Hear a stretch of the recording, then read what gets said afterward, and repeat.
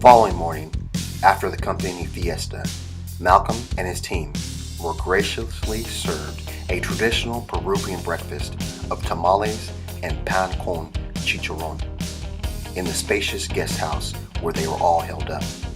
The house was built to look like a relic from a distant era, but had all the amenities like running water, central air, and even Wi-Fi.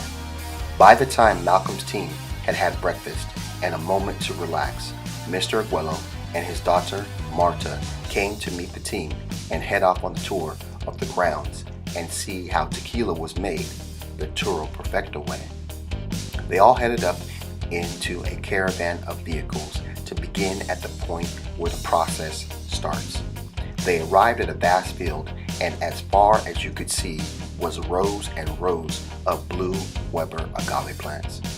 Originally, these plants were native to only Mexico, but in time ventured southward through others trying to develop their own methods of making tequila.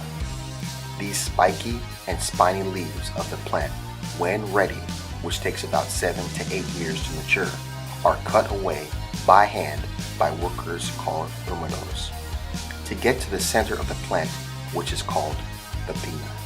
The best pinas are then cut into quarters, where they are then steamed in brick ovens for 72 hours, so that the starch of the pina can be turned to sugars. The then steamed pinas, now a reddish brown, are shredded and then ground by a massive stone wheel to crush out the agave nectar, which takes about 2 hours. Yeast is now added to the juicy mash to start the fermentation process, which turns the sugars to alcohol.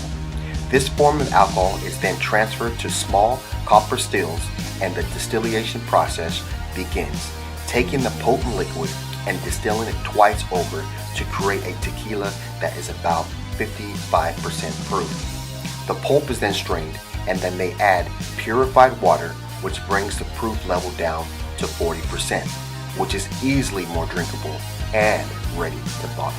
At this point, bottles are ready to be filled and are turned upside down and sprayed with the high potency tequila for sterilization purposes, then turned right side up and filled to perfection with the drinkable tequila.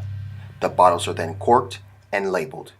Coming to the end of the line in the tequila making process, Mr. Aguelo, proud of his product, held it up like a treasured artifact or a piece of jewelry.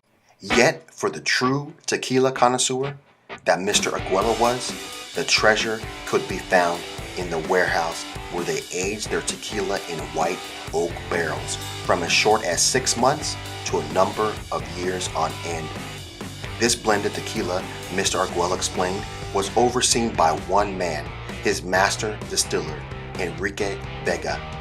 Mr. Vega then showed Malcolm and his team the difference aged tequila takes on, and it is in the color, taste, and bouquet, which is the things he tests for from each of the barrels stored in that warehouse.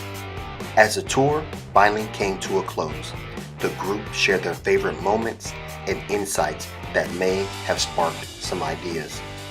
After a long day of touring, Malcolm and his team, with a guide from Toro Perfecta, ventured to the nearest city to continue their observation of the culture, as well as some more team building with tequila. Mr. Aguelo and his daughter Marta headed back to the homestead as something had come up that needed their attention, but would be in touch with them the following day.